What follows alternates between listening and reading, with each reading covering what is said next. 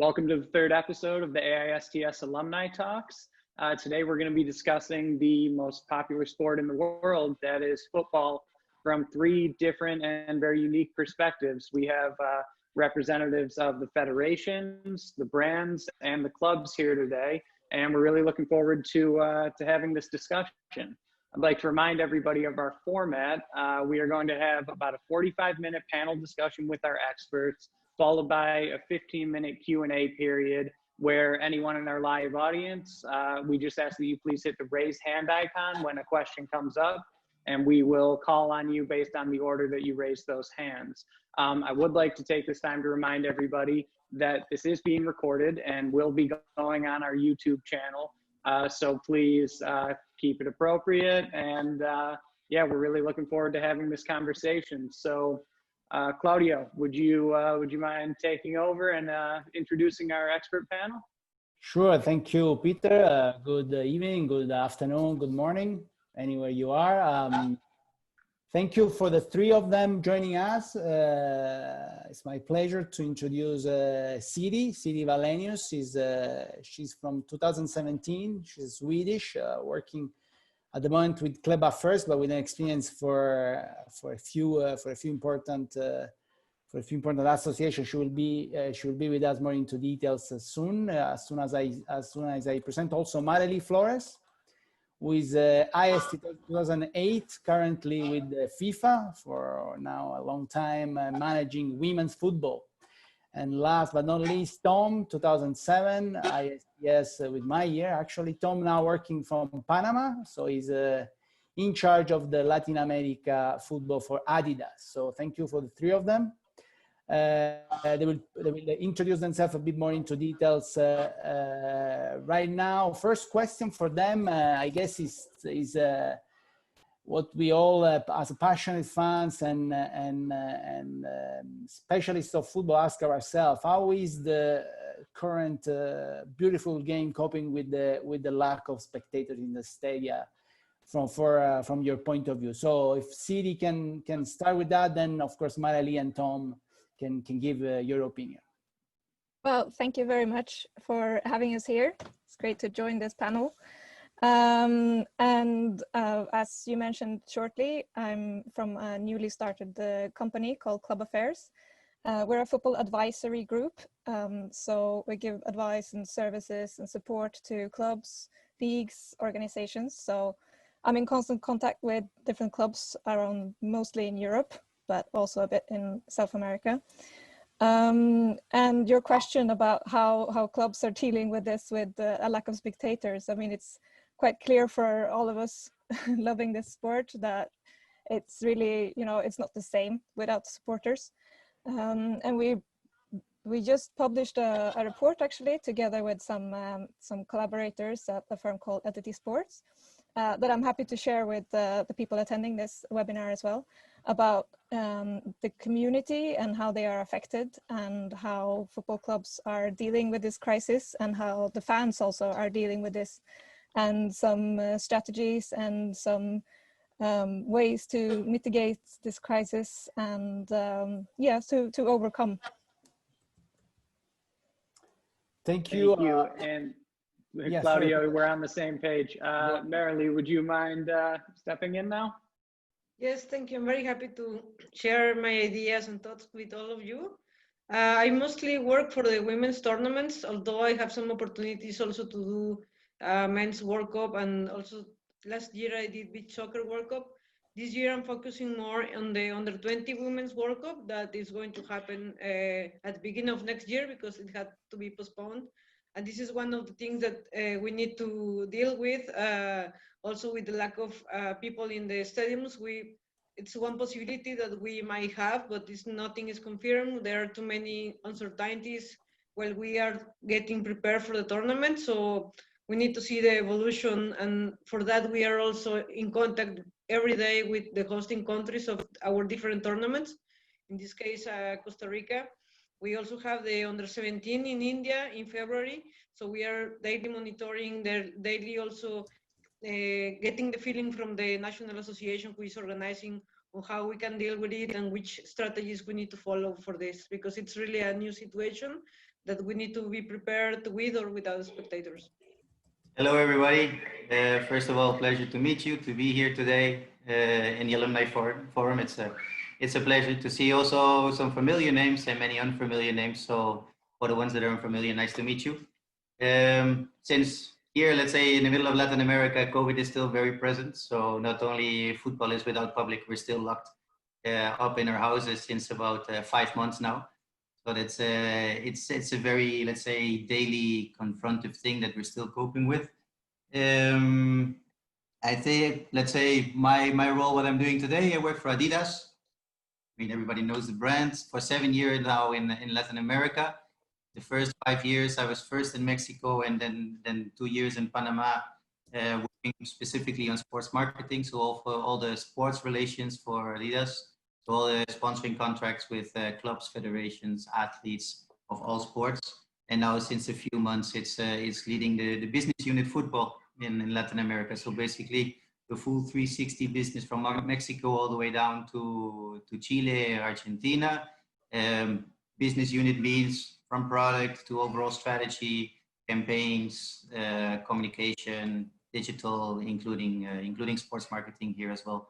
So quite a challenging business, of course, now during COVID, because although Adidas in general and like any other company and basically is very hit by COVID, I think in football is pretty much one of the hardest hit categories that we have. So yeah, you can think about the club relationships that we have with in terms of sponsorships, the contracts you need to revise because we lose a lot of visibility. The brand campaigns that you have, the storytelling is completely different. The platform is different. The consumer has a different mindset right now. And let's not even talk about product sales, all the millions of inventory in terms of shoes and jerseys that we're not selling right now that will have an impact until 2021. So yes, it's a very present topic, but at the same time, it's also probably offering even some good things when you literally look at the calibration of the whole sports world. So plenty of stuff to talk about, I would say. Definitely. Thank you all. And Tom, you just mentioned it and you all briefly touched on it as well. Things are going to have to change. Going forward, business as usual is not what it was 6 months ago or certainly a year ago.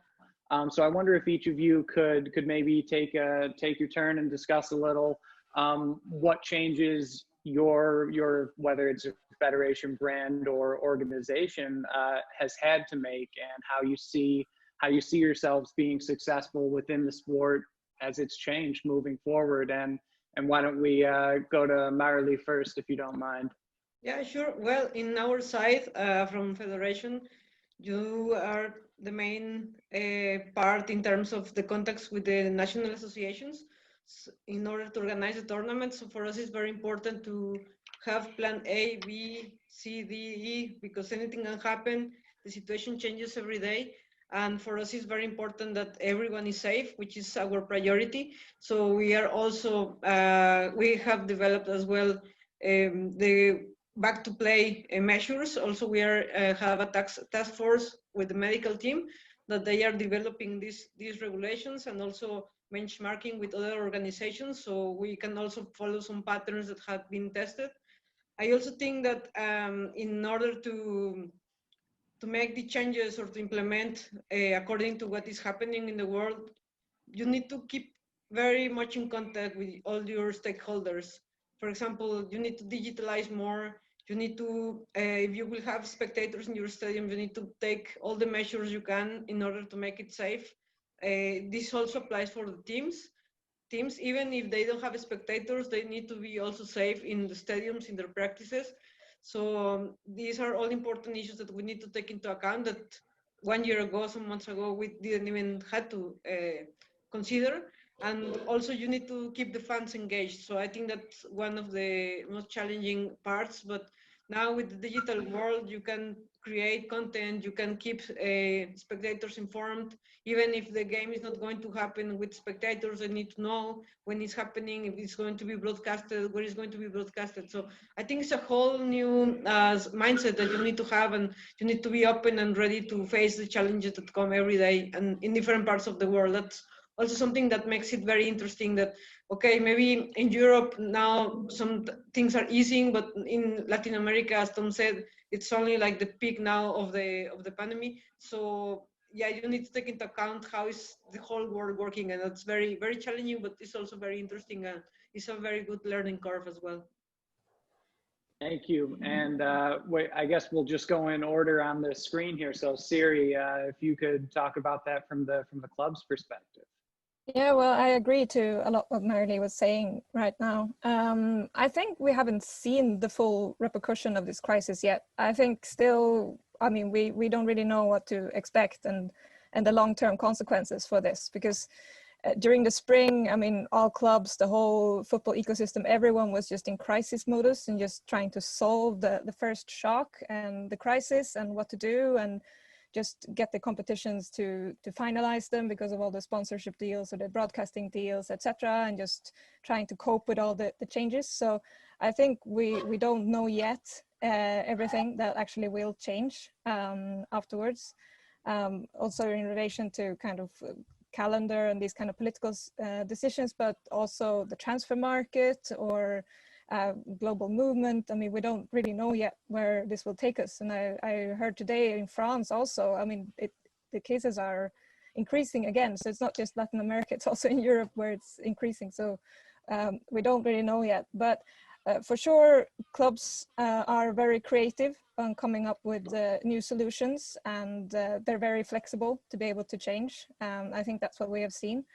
To new rules and new health checks and everything.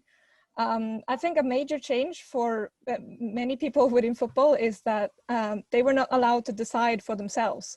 And I think that was kind of a shock this spring, that actually a government stepped in and said, you're not allowed to have games or sports. And I think that's very new because they're so used to always being able to decide for themselves.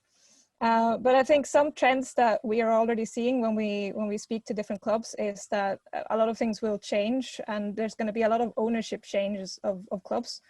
There have been discussions, of course, with the Newcastle deal has been very much out in the media, and Roma has been sold, etc. But I think a lot of small and medium-sized clubs are out for sale. So I think there'll be a lot of changes happening, and a lot of restructuring within the clubs, and a lot of players moving around, maybe moving home to a greater extent. So, well, it's going to be interesting to see all the, when we look back in a few years and see everything that actually came out of this crisis. Let me focus a little bit more onto the fan side. Because I mean, we've seen already in the past, it's been 6 months already, probably a bit less, 5 months, you really see the change into how the football is consumed. How is I mean, it's obviously more digital, but his appetite is still there. We are seeing a switch in the interest of fans, or we are all still there waiting for the whole football to come, and at this moment we are still using it and consuming it. What's your opinion, Tom? Let's start with you. I think that's a tough question, and actually that's what we think about actually every day. Well, not every day, but quite a lot about in the office, and really also, okay, what is the role as a brand there? But I think right now what is happening is that actually the role of football is changing, and because it's not all about football anymore, it's much more about togetherness. It's about coming out together out of this crisis and really having this. It's more like it's passion. It's a driver for looking positive into the future. And because it's the way that football is back on pitch, it's a distraction for many people that for months it wasn't. And let's say they have it now, let's say tough in personal lives. So I think the role of football in that sense is changing. It's also, if we look at it specifically for Adidas, it's what we're now missing. It's yes, I mean, you see fantastic reactions. I mean, I think the new concept of the Champions League, despite the fact that there is no public on the tribunes, I think the quality of the matches were really good.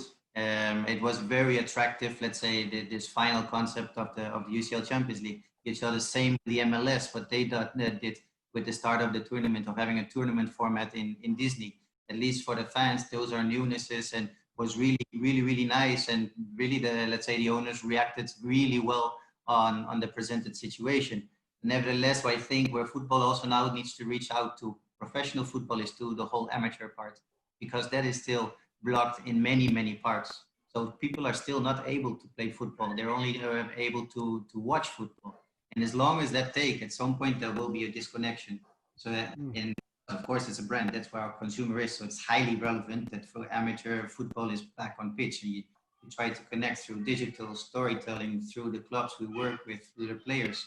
But I think there is also a fundamental part now for federations, especially for clubs, that they take this governmental role. They have power, they have visibility, and they are listened to, that they also in the public discourse, in the relations with their governments, that they take really also this initiative to try to improve the conditions, let's say on a national level, depending on the political discourse in each country, to improve the situation also for amateur football. And I still don't see that happening so much, and I would love to see that a little bit more.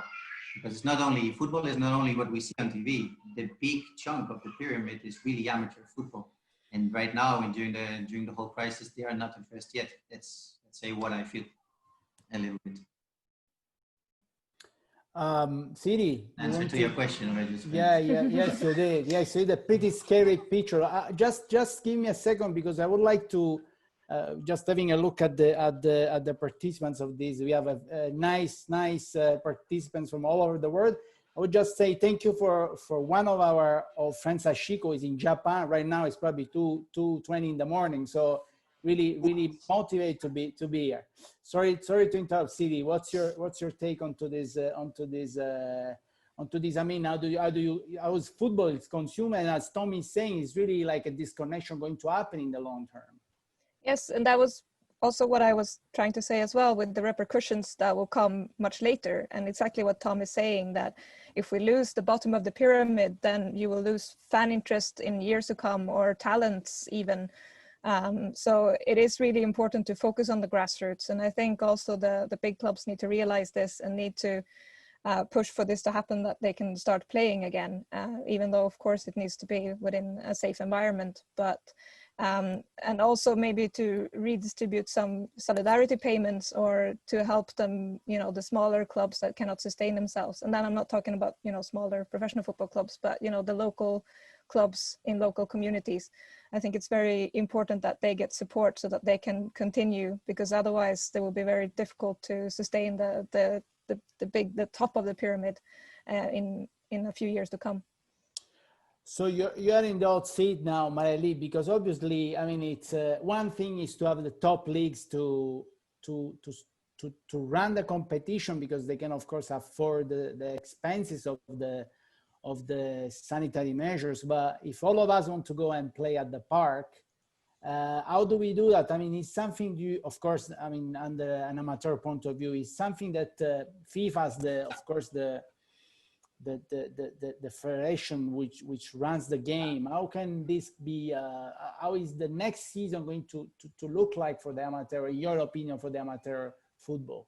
Well, your main stakeholders as FIFA are the member associations.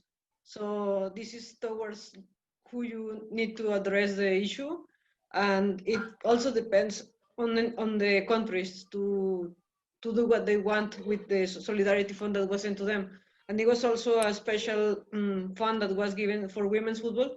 So it's up to them to distribute it. And it's also up to them to establish the policies together with the governments, because at the beginning of the pandemic, I don't know if you saw, but the World Health Organization, they said, yeah, we cannot establish a policy for all the countries the same, because every country has a different mindset, have different cultures, are in a different stage of the pandemic. So it's the same for the national associations. They need to see how they can best distribute those funds, and then obviously, ideally, this reaches the clubs, but it's something that from the top you cannot control. I mean, your responsibility is to make sure that every country takes and has the same amount, and then it's up to them to, as for the governments, to see how they deal with the situation. And I agree with Tom and with Siri regarding the togetherness that football gives.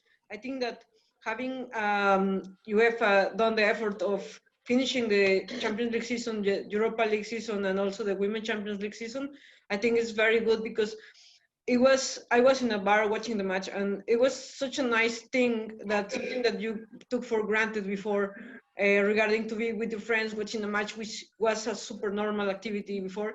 It was very nice, and I think that this professional football on TV also gives some hope, you know, to other leagues.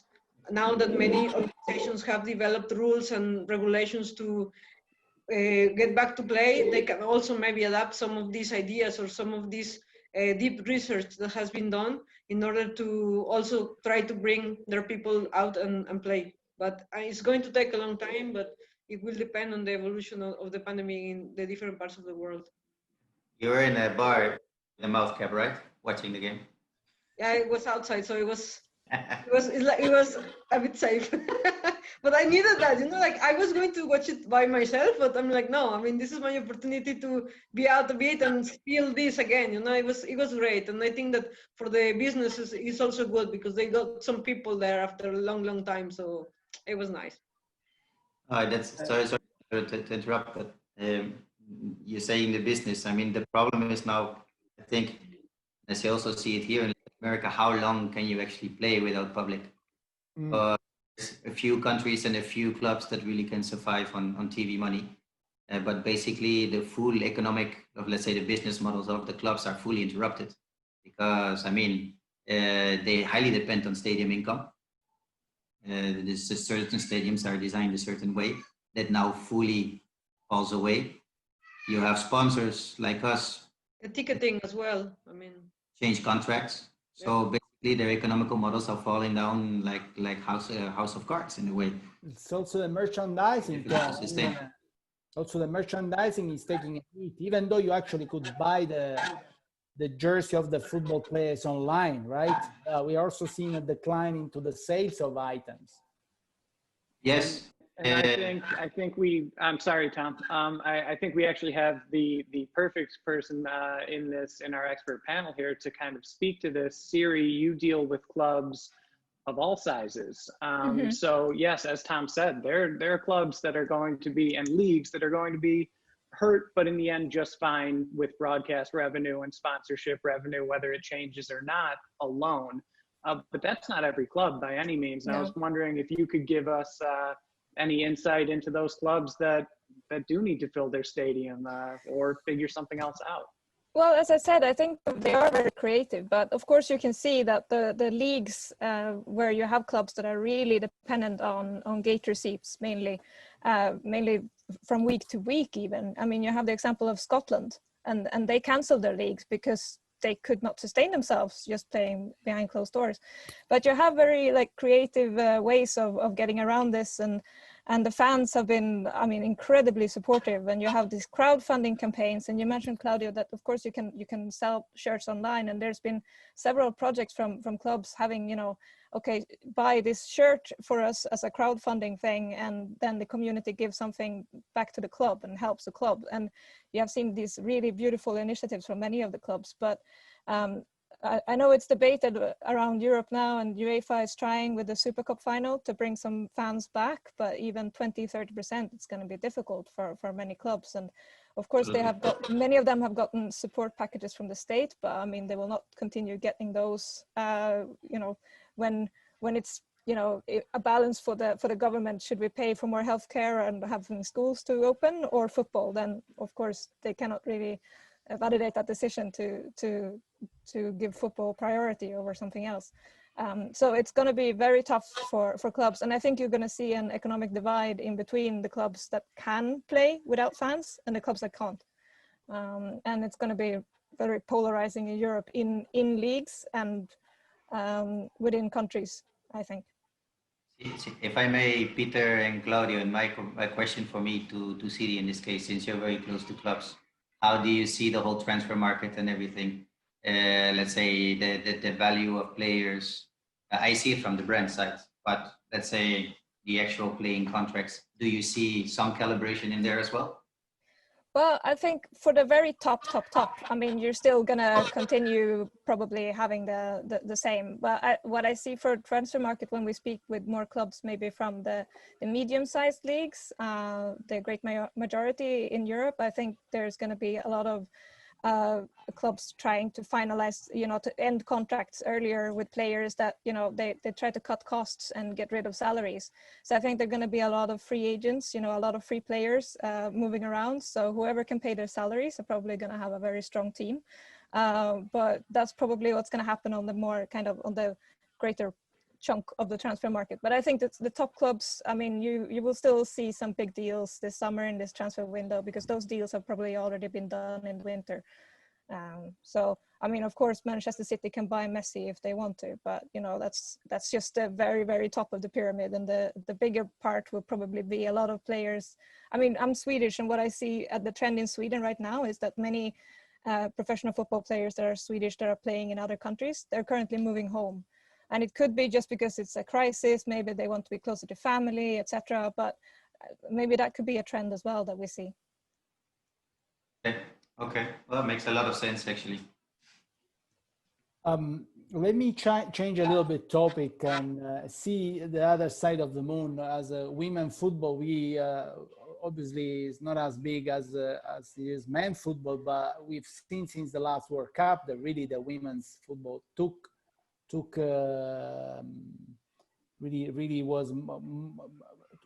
lot of interest in different countries, in Europe, also of course in the US, but actually it's probably reached its peak.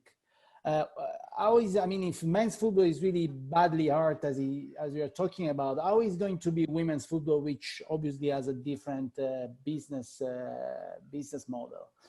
Please, Marely, give us your opinion as you deal with women's football day by day. Yeah, well, on a personal note, I think that, it will suffer as well as men's football, some teams that have women's teams, some they have decided that they don't go back to play this season. Some others have not considered it for the next season. So we're in the same world, and it's a domino effect. So I don't think it's a different story. It's exactly the same. And if men's football is suffering, women's football is suffering as well. So it's a shame, but it is what it is. And well, I think that from now we also need to think how we can survive on that sense, because obviously France was a big milestone in women's sports and women's football as well. Well, I don't like to call it women's football, but yeah, it's football at the end. It's the same game. But yeah, we cannot escape from that, and we will also get the consequences of this situation. Now we are looking at 2023 as our flagship event for football and for women next edition. So yeah, that's what I can tell you. I don't think there is anything special about it. It's just the same bad effect that has happened with the men's football as well. So sorry, Peter. Forward on that. No, I'm sorry. I was about to interrupt and follow up on something that Marely mentioned. Of course, football as a whole is taking a hit, and you see that women's football in certain clubs and certain leagues is not able to get the investment, or is not going to get the investment that it looked like it may be getting. But at the same time, the top clubs who already have invested in women's football seem to even be reinvesting and investing even further in it lately.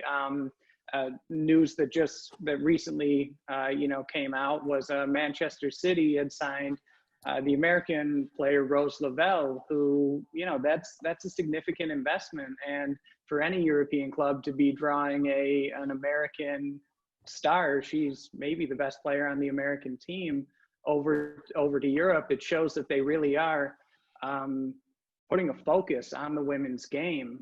So despite these troubles, it seems like the investment, when it can be made, is still being made. And I was wondering if Tom, if you could speak to that on the brand side in Latin America. Is Adidas seeing the value in investing in women's football? Let's say there's a difference between Adidas and Latin America still, because it's on, let's say, in Latin America, you see a huge growth and importance in Mexico, for instance, with the Mexican League, the Women's League being very, very well seen. And really there's some teams that fill stadiums like men, like for instance, Tigres in Monterrey. In other parts of Latin America, it's still very masculine. And we as a brand, we try to disrupt that a little bit. On a global level, yes, there's absolutely way more interest in female soccer. I have to admit, Nike is doing a fantastic job in a way in their communication. They're way more aggressive than we are, and they're really localizing that, really addressing the female player, not only for a topic of, let's say, women's soccer, but really, I think, addressing the women as a whole through football. With a much larger objective. And I think they do that really well. And we can, for sure, in our marketing, learn from that. Internally, it has a lot of importance. Products are being created, will come to the market, because we see clearly growth in the women's part. However, what is still unknown, where is actually the full potential? And we quantify the market. It's still a little bit a chicken or an egg story. We first have, let's say, the women's sector fully developed, and then we come, or we also fully develop and push growth. So it's still between, let's say, finding that balance and a little that tipping point. But yes, it's for sure growing. Also with, let's say, I think brands overall tend to focus much more on women than on men lately, from a brand communication and from a consumption point of view. Yeah, another positive side of that, thank you, Tom, is that the Women's World Cup in France gave a lot of exposure. So I think that's an area of opportunity that we have in women's football, because also some players from South Africa were showcased at the World Cup, and they are now in clubs in even playing Women's Champions League. One of them is in Glasgow. So I think that, yeah, we can also relate to that, to the top of the iceberg on this side. But yeah, that's what I wanted to add. Just to add that, what I like to see, and I see a complete shift in discourse, let's say, it's not, I see that really the discussion now is about opportunity anymore. It's not about equality, because it's not an equality discussion. I see it's much more about opportunity, that really our women almost put at the same level of men. And it's really, they don't have the same opportunity to really be on that level. And it's much less and less inequality discussion. And that, I think, is something it's very healthy to have really that discussion in a way. I hope that that I made myself clear. Yeah, no, I completely agree, and I think it's great, as Marty said, to have the World Cup and kind of, you know, push it forward, a development, but with the top. But as you say, Tom, I think what focus needs to be on now is to ensure, you know, the basic necessities, because I mean, in some clubs they don't even have proper football fields or pitches to play on, and that could be the Spanish league, where they're complaining, the clubs, that, you know, the pitches are not, you know, perfect, and you know, you would never tolerate that in men's football, but in women's football it's still kind of tolerated, and you still play on artificial turf, etc. So I think, you know, you kind of need to still, you know, focus on the basis, and, you know, really before you can take the next step, because it's great to have that World Cup, and UEFA is now investing in the Women's Champions League. I was part of the task force to do the new format.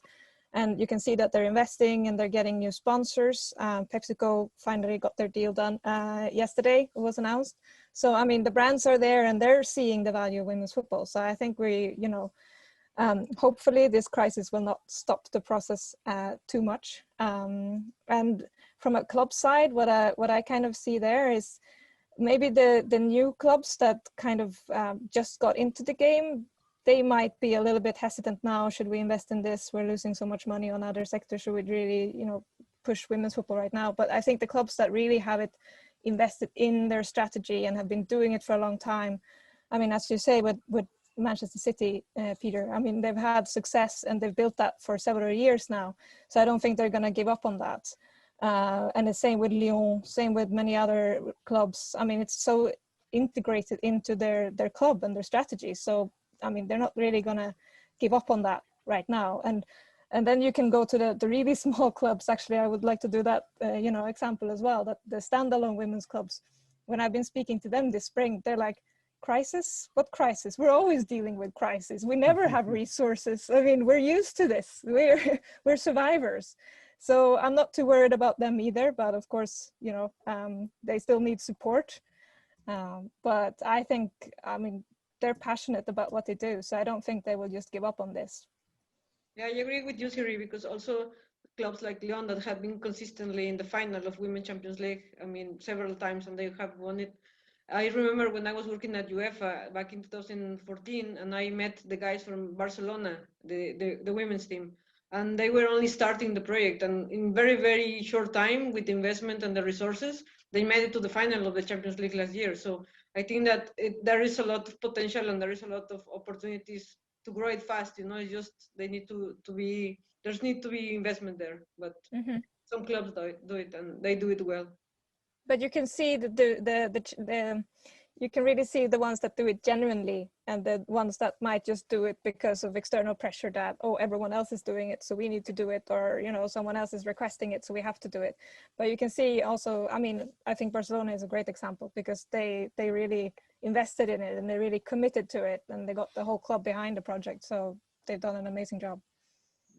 Probably, but also is, I think, very important that, I mean, at the club level, at some point you need a bigger font of talents.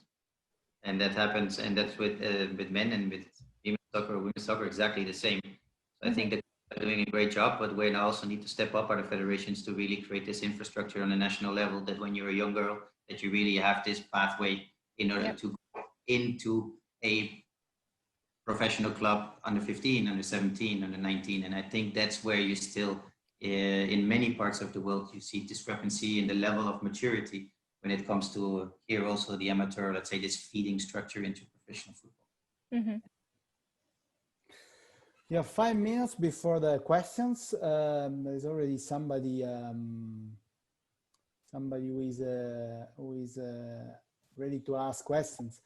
Well, I would like to leave with some positive note anyway before the questions start to raise, because it all seems like the world is ending, but probably, I mean, the history has shown us that from all the crises, we always come up stronger. What's the message, I mean, we're trying to get out of this? I mean, definitely there is something to be changed. What, I mean, football, the most popular sports in the world, needs to really do, in just a quick word, in your opinion, to survive this and to keep up stronger after this? Who wants to start? Marely, maybe? Yeah, no problem. Well, I think if I can put it in one word, it would be teamwork. You know, we all need to be flexible. We all need to work together. If the government has regulations, we need to follow. If the federations establish rules for the back to play, I mean, teams need to respect it. So it's a teamwork that we hope we can do together in order to get out of this crisis as fast as possible. And I think that also the normal that we used to have is not going to be back the same way. You know, it's going to be different. We have improved ourselves. We have to improve the organizations and also the pathway that we need to follow to get out of the crisis. But I think that it will be not a normal, back to normal. It will be like a new normal that we will need to deal with, and we will try to do it as best as we can as a team. I'm talking about the whole world, all stakeholders, not only football, but also organizations and other people who are also leading organizations. Siri, you want to give your opinion on that? I think teamwork is a great word, Marely. I think really we should work on that. Well, I think really this crisis has been a big eye-opener for so many within this industry, and I hope it could serve as a good lesson, actually. And as you said, Marely, that we really understand that we need each other. And I think for many people within football, maybe on the top and the decision makers, that they really understood that, wow, we really need the fans and we need everyone, and we need all parts of the chain for this to work. So I hope this is a lesson that we can come stronger out of it. And I mean, it's tempting to make a reference back to the economic crisis in 2008, but I mean, football market has grown incredibly since then, and that economic crisis. So, well, hopefully, fingers crossed, we can come stronger out of this as well. Tom? I agree, and as a brand, I include myself in that teamwork. And I like to quote here with a little anecdote I had with the, let's say, GM of LA Galaxy, who worked in Latin America before. What happened in Latin America, everybody wants to grow, all clubs want to grow. Football is very intense, it's about hate and love, literally. It's pure passion. So if you want to grow at the cost of your direct competitor. So I go up, you go down, basically. What is in the philosophy in the MLS is quite interesting. Yes, there's this competitiveness, but they really want to grow together. So you have your rival, LA Galaxy against LAFC, but their common objective is to make football bigger in order to compete against other sports. And I think that's sort of, let's say, the mindset that now football needs to really protect the entity football as a whole and really work together in surviving this and coming out better from politically, economically, in terms of infrastructure in all aspects. So I fully agree. And it's also about the long breath hanging in there, because at some point this will be over. And then just a quick question, Tom, on that note. I saw that Mexico now changed so that they're a closed league for a few seasons ahead. Do you think that will be something we will see more, the MLS model? They changed, sorry? They changed into a closed league, the Mexican Football League, for a few seasons. So do you think that's a trend, that more leagues will do that across the world? No, I don't think so. It's really an independent, let's say, as I see what we saw, let's say it's sort of still an independent Mexican decision so far. So, but maybe you have other information. I don't know, Marely. I was just interested, in South America, since you're, if you had some. No, in general, also strangely, the Mexican league works different than the Argentinian leagues and works different than the Brazilian leagues. Apertura, Clausura, it's 2 halves, and then with the final tournament concepts. Whereas in Brazil, Argentina, they play from January to December. It's a little bit different. All right. Well, sorry to interrupt there, Tom. That is perfect timing. That's 45 minutes. So it's time to move on to the Q&A phase here. And we do have, again, Rajul Sharda, who seems to be having a question for us every episode we do. So we really appreciate it. Rajul, I'm going to ask that you please turn on your video. And there he is. It's good to see you again. Ask away. Thank you again. My question is more about your comments regarding the UEFA suspending the transfer fair play policy, financial fair play policy. So, I mean, as it was discussed, there's a huge parity among clubs. There are clubs that, even in this market, who can afford to sign Leo Messi. And if you look at Chelsea, they're on a signing spree, and that looks like there's not going to be stopping them soon. And at the same time, we have clubs which say that surviving, we're always in crisis mode. What's your opinion about that? I mean, does it not affect clubs? I mean, there's a free rein for big, rich clubs to sign and do whatever they can in the next season. And at the same time, clubs are struggling for survival. Thank you for the question. No, it's really interesting. And it's, I mean, as I said before, I mean, I think some of the decisions taken now, it's kind of done in crisis mode, and then we'll have to see the repercussions of this later and see how it actually affects the market. But, that they suspended these FFP regulations, I mean, it is mainly for those clubs that you were mentioning, the ones that really try to survive, and to not, to punish them, double, that, okay, they're on the brink of, not existent anymore. Should really UEFA then punish them because they cannot fulfill their budget requirements? So I think it was wise to do that just for the first season, but I think they're going to have to evaluate it very soon and just see, also those kind of exceptions to the rules. And I think after the Manchester City case as well, I think they need to go through the rules and regulations just to maybe close some loopholes, etc., from UEFA side. What do you say, Marely, speaking from the federations? To be honest, I leave that answer to the expert.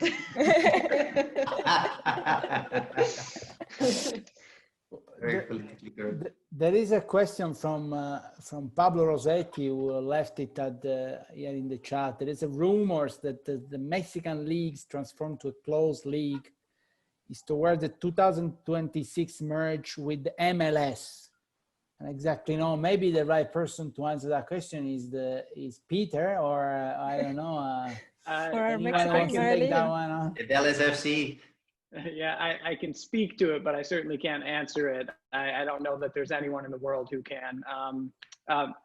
since we've announced our panel, but not our co-host, Claudio is referencing, I do work for FC Dallas in Major League Soccer.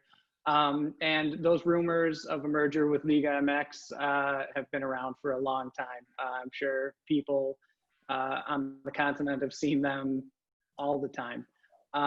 They are just rumors. Whether there are actual conversations going on behind the scenes, I think there are very few people in the world who can really speak to that. But I've heard that rumor as well.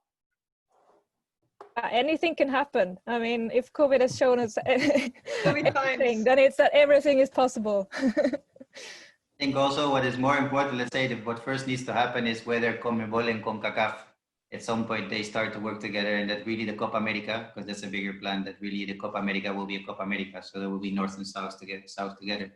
When it happens, that means that in a way CONMEBOL and CONCACAF are working together will be working together, which right now is not the case. And then it might happen also probably that Mexico and the US will work together, although they're both, let's say, from the CONCACAF region. Nevertheless, yes, it's quite a big topic. But I think it's more that right now, the discussion is much more on a high level Copa America than actually the Mexican and the US league. They have now the win with the winner, or let's say the Champions Cup. So the Mexican against the US champion, they play together. Mexico's still thinking like the US needs to grow a little bit in level so that they're equally. And then, yeah, sort of like that. Can I comment on that? Please, sure. Pablo, go ahead. Yeah. So, sorry, it was just a comment on that. That's the thing, as Siri mentioned, that anything can happen, and the Champions Cup that now the MLS and Liga MX is considered as the first step for a merger in Liga MX, and also that MLS asked Liga MX to be a closed league in order to start the conversations towards 2026. But as Peter mentioned, it's just rumors that you hear here in Mexico. But going back to the just another question for the panel and probably for Siri.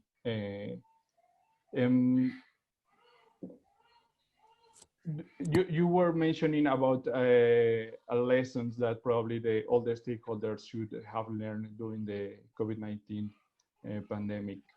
Do you perceive that this is happening actually, or do you think that everybody is trying to bounce back to play and then wait for the vaccine, and then everything is going to be almost the same, and the power are still in the same stakeholders, because everybody is talking about, yes, everybody is creating more digital content.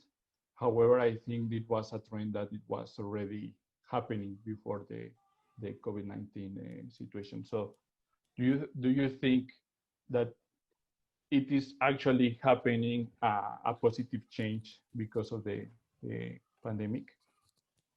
Well, unfortunately, people tend to have a very short memory, but maybe that's very, not a very nice thing to say about main football governing bodies. But I think, during the crisis, when it first kind of hit, I mean, everyone kind of put their, differences aside and really started working together. And you could see that in all these kind of task forces. I was involved in one with the women's football at UEFA, but also I was, hearing from the other task forces that, everyone just come together, from the players union to the club associations to the governing bodies, and just like, how do we solve this? What do we do? So, I mean, it's great to see that at least we saw that they can do that. There's a possibility for everyone to come together and create something and be able to work together and set their differences aside. However, if they will do that in the long run, I think I really don't know. I mean, I wish I had a crystal ball to reply to several of these questions, but, we don't. But, I can hope for more unity and teamwork, like Marely said. But I'm not so sure. I don't know. There was a question from Carla, I think. My question is how to reinforce the work in Grassroots. Regarding Grassroots, I can tell you as an organization, we have this forward program, and this forward program has increased the funds that are given to the national federations at the national level in every country, and they need to submit projects. So it's not that we just give the money like that. They need to have ideas, they need to have also customized needs in their countries that they want to solve, that they want to address. So depending on these needs is how they submit the projects. This is a member association and FIFA relationship regarding Grassroots. So when they submit these applications, they are reviewed with the project evaluation team that can define how much they get and also with which purposes the money is going to be taken. And this also needs to include and has the option to have a women's oriented program. So it really depends on the federation and what their needs are. So this is from the perspective of an association that is the governing body. This is how it works for the Grassroots. So the country submits their needs and then follow-ups with the project, and then they get the money according to what they need or what they want to build, or if they want to invest in programs for development for boys, girls, other categories. Is up to them to decide what they want. Thank you, and thank you, Carla, for the question. I did see that Rajul, if you have one more question, you're more than welcome to pop that camera back on. We've got about 5 minutes remaining, so we'll try to make it quick to make sure we get everybody out of here on time. I've got a meeting to get to anyways. So Rajul, whenever you're ready. Yeah, so my question was about the Qatar 2022 World Cup and its impact on the international calendar. Well, right now we saw with the coronavirus, the calendar being brought to an absolute standstill and everyone had to adapt. Not quite as much as coronavirus impacted the calendar, but Qatar World Cup will impact, given that it's going to happen in November and December.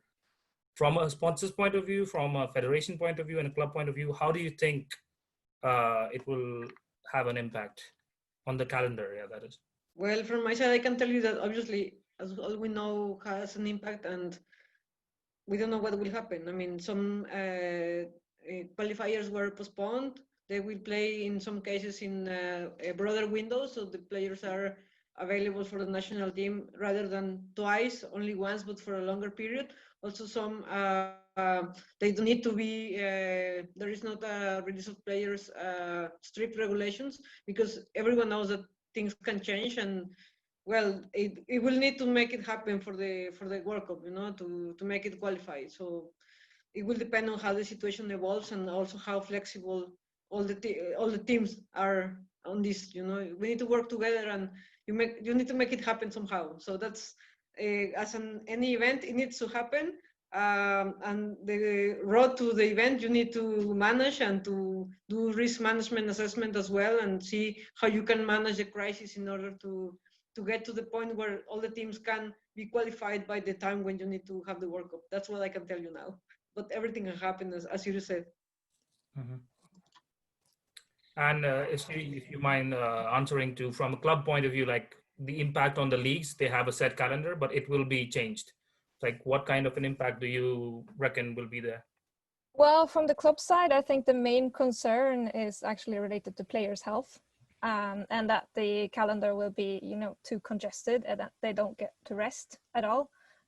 So I think the main worry will be also, you know, after the World Cup, how long rest period they can get, because usually World Cup or Euros is in June, and then they usually have July and August. But if you're already disrupting the calendar in the middle of the season for many, and then having a break period, it's going to be difficult. So I think, you know, there has been these kind of discussions on how to do it with players' health, and both regulations around rest periods, but also regulations. I mean, in women's football, it's been discussed because there's been so many games for the female players, to have maybe a cap on how many national team games or how many club games they're allowed to play per season.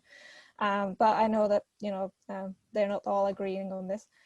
Of course, they would disrupt the calendar, but as I said previously, I mean, now they see that they can actually work around it. I think it was a bigger problem maybe 6 months ago, but now they've seen that you can be flexible and you can do a final 8, or you can do something that you didn't think you would be able to. So, yeah.